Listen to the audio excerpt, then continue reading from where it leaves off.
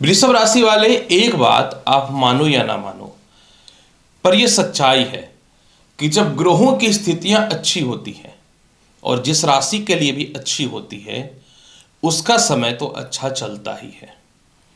और ये एक बहुत बड़ी सच्चाई है कि 2025 का जो ये समय है ना आपके जीवन में, यह वास्तविक तौर पे आपके लिए बहुत अच्छा है। हालांकि क्यों अच्छा है, किस कारण से अच्छा है, जब मैं अभी भविष्यवाणी बताना चालू करूंगा तो आपको पता चल जाएगा। लेकिन यह सच्चाई है कि 2025 में दुनिया पे आप राज करोगे, आप ही का बोलबाला रहेगा, इस बात की 100% में गारंटी दे सकता हूँ। एक कहावत होता है ना कि अपना टाइम आएगा, और यह सच्चाई है कि 2025 जो है आपके लिए ही आया है। ये बात 100% आपके लिए मैं गारंटी दे सकता हूँ।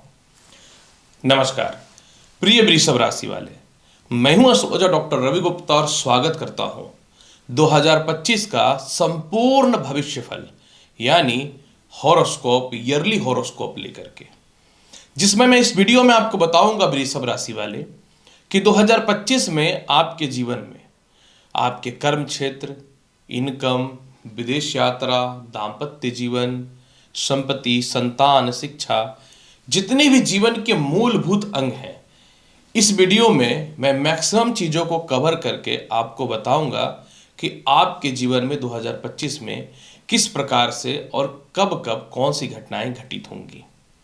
ये जो राशिफल रहेगा चंद्र राशि पर आधारित है।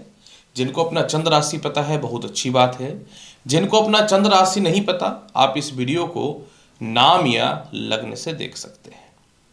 दूसरी महत्वपूर्ण जानकारी मैं यह भी दे दूं, ये सिर्फ गोचर पे आधारित एक वीडियो है, अतः आपके जीवन में पर्सनली तौर पे जन्म कुंडली के अकॉर्डिंग कुछ परिवर्तन हो सकता है। तो आप चाहें तो 2025 के लिए अपनी जन्म पत्रिका विश्लेषण अवश्य करा सकते हैं। तो चलिए वृषभ राशि वाले 2025 का ईयरली हॉरोस्कोप यानी वार्षिक राशिफल में एक एक करके हर चीजों को पहले जानते हैं और समझते हैं। वृषभ राशि वाले 2025 में सबसे पहले मैं आपके कर्म क्षेत्रों का कुछ महत्वपूर्ण विवेचना कर दूं। आपके कर्म क्षेत्र के स्वामी स्वयं जो हैं शनि देव होते हैं। हालांकि 2025 का शुरुआत किस प्रकार से हो रहा है इसकी ग्राफ तो मैंने लगा ही रखा है ताकि आपको अच्छे से पता चल जाए। सबसे पहले यहां पे देखिए, साल के शुरुआत में ही 21 जनवरी से लेकर के 28 जुलाई तक मंगल का तृतीय और चतुर्थ भाव में विराजमान होकर के दसम भाव पे अष्टम और सप्तम दृष्टि रहेगा। मतलब ये साल के शुरुआत में 21 जनवरी से ही मंगल का जो कर्म क्षेत्र में दृष्टि रहेगा 21 जुलाई से कंटिन्यू 28 जुलाई तक, ये आपके लिए कुछ बड़ा लाभ देगा।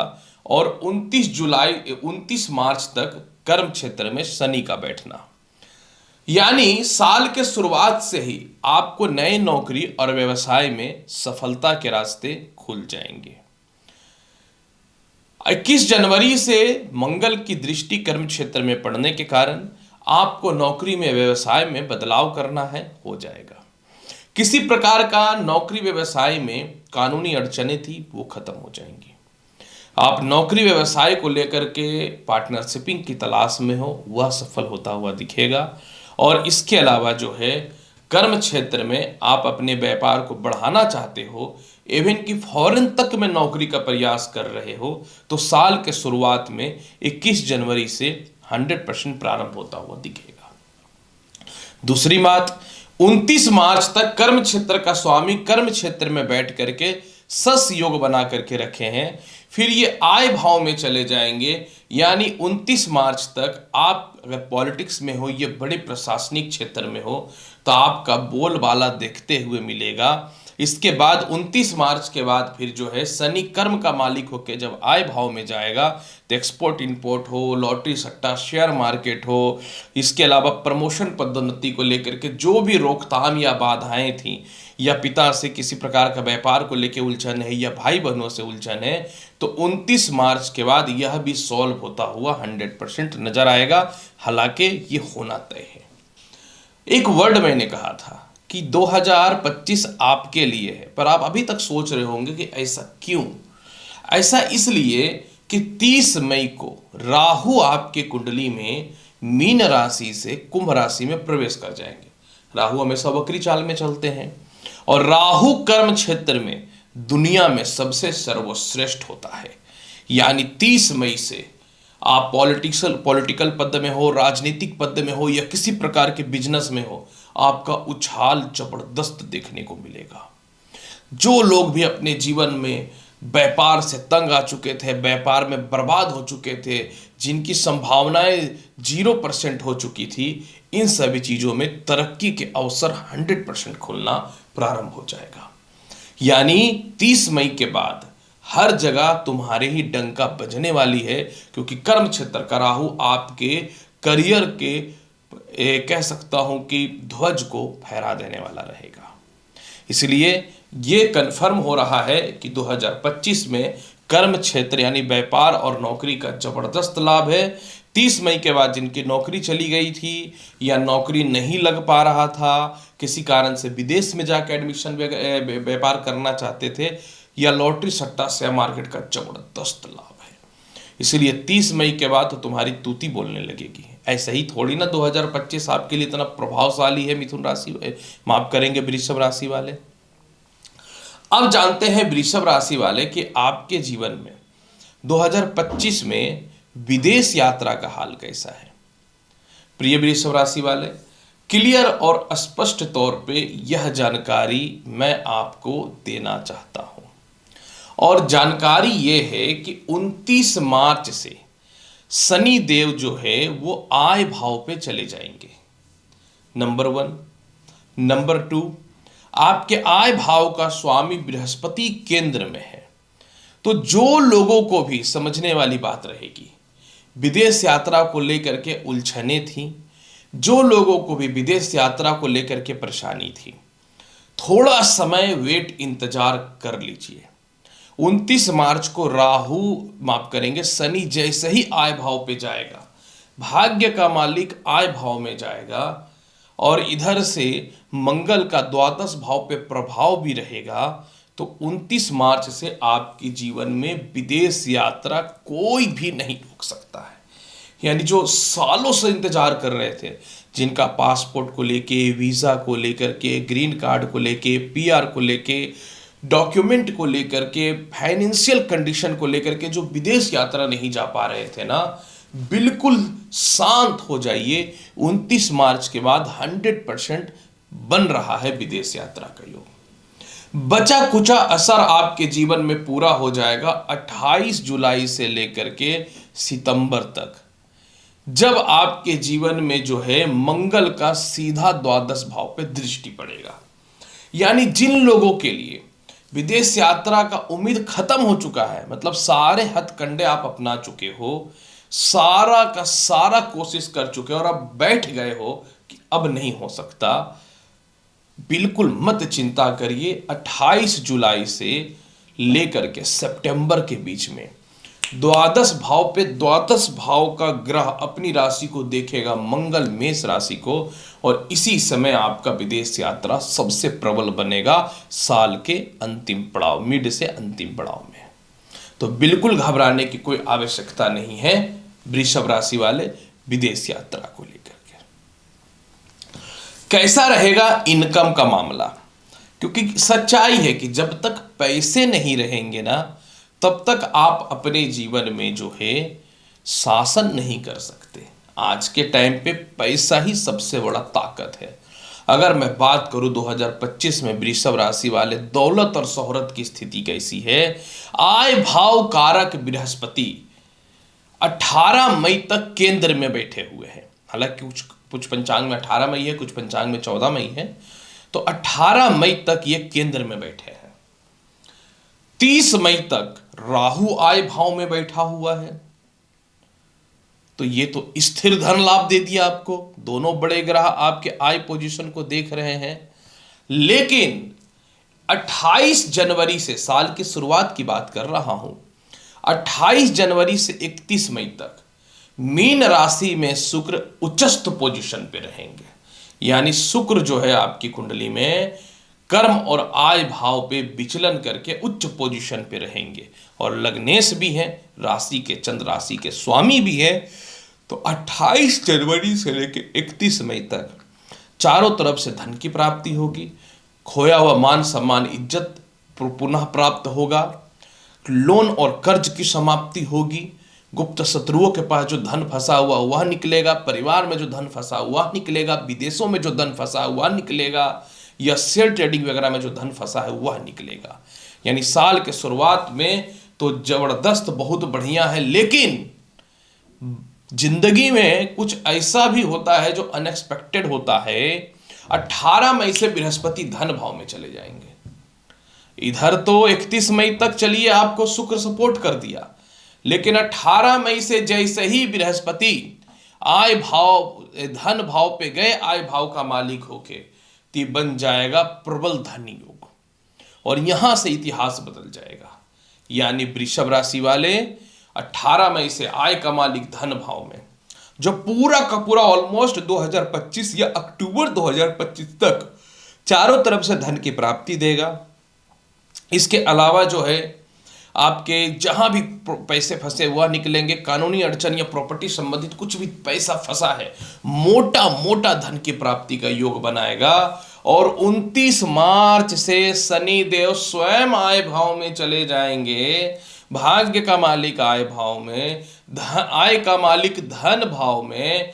तो मतलब मैं आपको क्या बोलूं या क्या समझाने का कोशिश करूं, जब भी स्थिर ग्रह और बड़े ग्रह अगर लॉन्ग टाइम तक किसी भी भाव से रिश्ता बना लेते हैं तो लॉन्ग टाइम तक इनकम देते हैं। और आपके जीवन में 30 मई तक तो राहु और बृहस्पति इनकम देता रहेगा, 29 मई से शनि भी आपके जीवन में कंटिन्यू धन की प्राप्ति कराता रहेगा।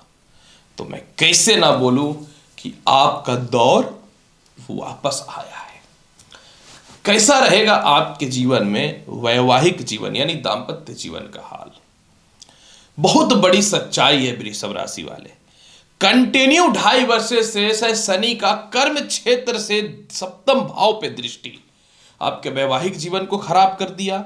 जीवन साथी से अलगाव, जीवन साथी का स्वास्थ्य खराब, वैचारिक मतभेद, शक की भावना, या अपने कर्म क्षेत्रों में आप इतना ज्यादा बिजी हो गए कि ध्यान ही नहीं दे पाए, और दाम्पत्य जीवन पता नहीं कब से कैसे खराब हो गया। अब इसकी भी सच्चाई आप सुन लीजिए। हाँ, कहते हैं कि जब भी कुछ अच्छा समय आता है तो संकेत मिलता है।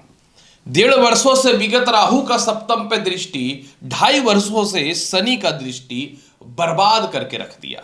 अब शनि भी कमजोर हो रहे हैं क्योंकि राशि परिवर्तन कर रहे हैं, राहु भी कमजोर हो रहा है क्योंकि राशि परिवर्तन कर रहा है, और सप्तम भाव पे बृहस्पति का दृष्टि 18 मई तक बदल देगा सब कुछ।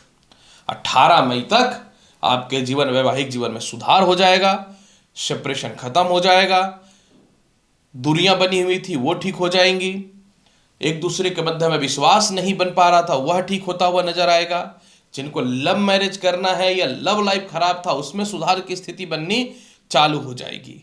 और 29 मार्च से, सुन लो आप मेरी बात को, आपका वास्तविकता पे ना 29 मार्च से जीवन बदल रहा है। 29 मार्च को शनि जाएंगे मीन राशि में यानी एकादश भाव में, और कर्म क्षेत्र से शनि का दशम दृष्टि सप्तम भाव पे खत्म। शनि की दृष्टि में क्रूर दृष्टि मानी जाती है, इसकी तीव्र दृष्टि होती है। शनि, मंगल, सूर्य, राहु, इन सभी की दृष्टियां जहां पड़ती हैं बर्बाद हो जाती हैं, वो भाव ही बर्बाद हो जाता है।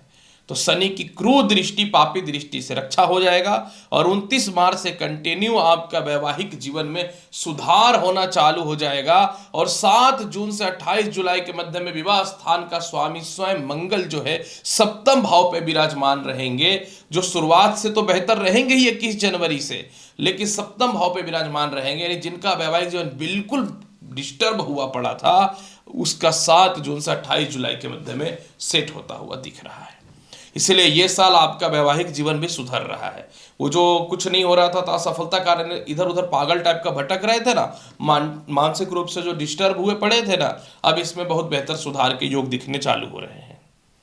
कैसा रहेगा संपत्ति का सुख, यानी संपत्ति की स्थिति और माता पिता की स्थिति के बारे में बात करें। देखिए, संपत्ति कारक सूर्य है, जो 12 फरवरी से लेकर 14 मार्च तक जो है चतुर्थ भाव को देखेंगे, और सूर्य पिता का भी कारक बन जाएगा और माता का कारक तो होता ही है, क्योंकि सूर्य चतुर्थ भाव के स्वामी होते हैं आपकी कुंडली में। तो आपके जीवन में साल के शुरुआत से ही 12 फरवरी से लेकर 14 मार्च के मध्य में भूमि, मकान, वाहन, संपत्ति का सुख मिलेगा, माता का स्वास्थ्य में सुधार होगा, पिता से तालमेल और पिता की संपत्ति का लाभ मिलना चालू हो जाएगा। सबसे बड़ी बात यहाँ पे, जो आपके जीवन में प्रॉपर्टी बन नहीं रहा है या प्रॉपर्टी से दूर है, या विवाद है, लिटिगेशन है, या बेचना चाह रहे हैं, या घर वाले सपोर्ट नहीं कर रहे, ये हो रहा है शनि के चलते। जैसे ही शनि आय भाव में जाएंगे 29 मार्च को, चतुर्थ भाव पे इनकी सूर्य की राशि, शत्रु राशि पे इनकी दृष्टि खत्म हो जाएगी, और इसी समय जो है आपके जीवन में प्रॉपर्टी का लाभ तीव्र गति से बनना चालू हो जाएगा। यानी आपके जीवन में 29 मार्च से लेकर के 29 मार्च से जो कंटिन्यू 2025 तक भूमि, मकान, वाहन का सुख जबरदस्त है, और 7 जून से 28 जुलाई तक मंगल चतुर्थ भाव पे सिंह राशि में, मित्र की राशि में विराजमान होंगे। यानी जिनकी बहुत बड़ी बड़ी प्रॉपर्टी है, जिसको विवाद है, या गृह प्रवेश नहीं हो रहा था, या बहुत पुराने रेंट वगैरह नहीं लग रहे थे, डिस्टर्बेंस हुआ पड़ा था, ये छोटा सा योग जो आएगा 7 जून से 28 जुलाई के मध्य में, यह भी भूमि, मकान, वाहन, संपत्ति के सुखों को बढ़ाएगा, और माता पिता से तालमेल भी ठीक होता हुआ नजर आएगा। अगर माता का स्वास्थ्य और पिता का स्वास्थ्य बहुत ज्यादा खराब है ना, तो 29 मार्च के बाद सॉल्व होता हुआ नजर आएगा। कैसा रहेगा शिक्षा, संतान और लव लाइफ की स्थिति? प्रिय वृषभ राशि वाले, शिक्षा और संतान कारक आपकी कुंडली में बुध है, और कहते हैं भगवान के घर में देर है, सही बात है, लेकिन अंधेर नहीं है। 14 जनवरी से लेकर 7 मई तक आपके पंचम भाव के स्वामी स्वयं बुध जो है, यह मकर राशि से लेकर के, समझने वाली बात रहेगी, मीन राशि यानी शुभ स्थिति में गोचर करेगा। यानी आपके जीवन में जिनका एडमिशन नहीं हो रहा था, शिक्षा में बाधा था, संतान कंसीव नहीं हो रहा था, संतान से बातचीत नहीं हो रही थी, सेपरेशन था, या दूर चला गया था, या टॉलरेट कर रहा था, आपको डिस्टर्ब कर रहा था, तो 14 जनवरी से 7 मई के मध्य में ये समस्याएं सॉल्व हो जाएंगी। लेकिन इरिटेट हो चुके हैं संतान के कारण, अब आपको लग रहा है कि ऐसा संतान भगवान देने से अच्छा ना ही देता, और देता तो अच्छा देता। ये राहु के कारण हो रहा, 1.5 वर्षों से विगत संतान को लेके बहुत परेशान है, तो घबराने की बात नहीं है। 30 मई से राहु का पंचम भाव पे दृष्टि खत्म हो जाएगा, और 29 मार्च से शनि का पंचम भाव पे दृष्टि आ जाएगा। यानी 29 मार्च से लिख लो कि आपका कोई भी एडमिशंस हो, या कॉलेज में बढ़िया एडमिशंस हो, फॉरेन वगैरह को लेकर, या अच्छे यूनिवर्सिटी में, वो हो रहा है। 29 मार्च से जो है लव लाइफ में बिल्कुल खटपट हुआ पड़ा था, मतभेद हुआ पड़ा था, लव टू मैरिज की स्थिति नहीं बन रही थी, वह सॉल्व होता हुआ दिखेगा। 29 मार्च से जो है संतान से मतभेदता या उसके लेकर के सेपरेशन, या कह सकता हूं संतान के भविष्य को लेकर चिंता थी, वो भी खत्म होता हुआ दिखेगा। और द्वितीय संतान का योग तो आपके जीवन में 21 जनवरी से ही बेटर बनना चालू हो रहा है, जो 28 जुलाई तक रहेगा। मतलब ये साल संतान, शिक्षा, लव लाइफ को लेकर कहीं से कोई चिंता नहीं करना है। 1.5 साल का कठोर पाप जो है वो खत्म होने वाला है। कैसा रहेगा आपके जीवन में स्वास्थ्य और कानूनी स्थितियों की बात? मंगल जो है 27 अक्टूबर तक, समझिएगा बहुत बड़ी बात बता रहा हूं, ये साल के शुरुआत से ही 21 जनवरी से लेकर के 27 अक्टूबर तक मंगल जो है ये कर्क राशि से वृश्चिक राशि तक गोचर करेगा, और यही आपके स्वास्थ्य और कानूनी अड़चन के स्वामी होते हैं।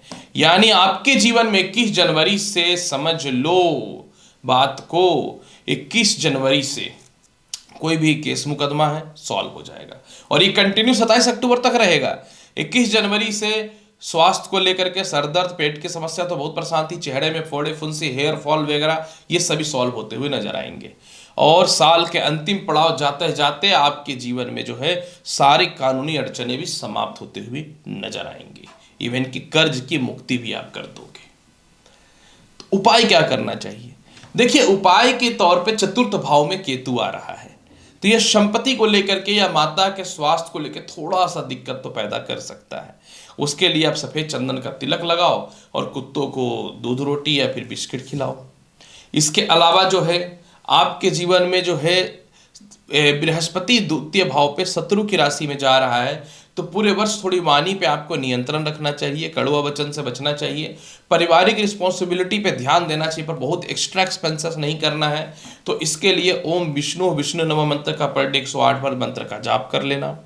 इसके अलावा जो है आपके कर्म क्षेत्र में राहु आ रहे हैं, तो पूरे साल जो है ओम नमः शिवाय के 108 बार जाप करके घर से निकलो। और हो सके अपने जीवन में लाइफ को बहुत बेटर बनाना चाहते हो तो हर शुक्रवार के दिन 21 साल के शुरुआत से ही 21 शुक्रवार तक माता लक्ष्मी को खीर का भोग लगाओ और खाओ, देखो शुक्रवार के दिन शाम के समय अच्छा हो जाएगा।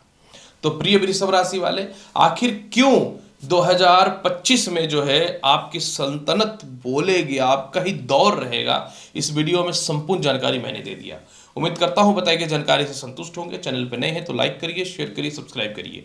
मैं हूं एस्ट्रोलॉजर डॉक्टर रवि गुप्ता। मिलूंगा अगली वीडियो में और महत्वपूर्ण और ज्ञानवर्धक जानकारी के साथ। तब तक के लिए नमस्कार, अच्छे से रहिए, धन्यवाद।